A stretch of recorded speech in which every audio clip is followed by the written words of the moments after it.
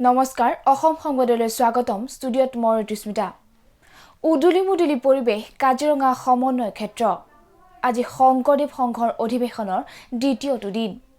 হৰিনামৰ ধ্বনিৰে মুখৰিত অধিৱেশনথলী আৰু দ্বিতীয়টো দিনতে অধিৱেশনলৈ আহিব ৰাজ্যপাল মুখ্যমন্ত্ৰী আৰু বিত্তমন্ত্ৰী ভকত বৈষ্ণৱৰ সমাগমত লোকে লোকাৰণ্য হৈ পৰিছে দিহিঙীয়া মহুৰা পথাৰ ইতিমধ্যে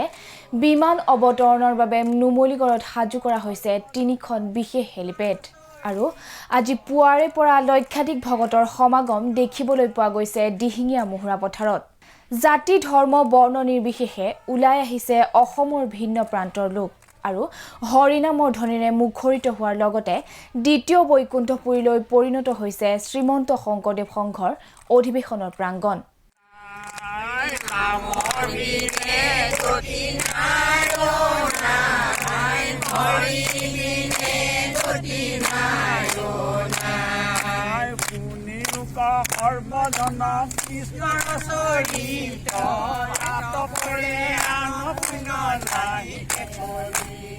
অসম সংবাদ আপোনাৰ মঞ্চ আপোনাৰ কণ্ঠ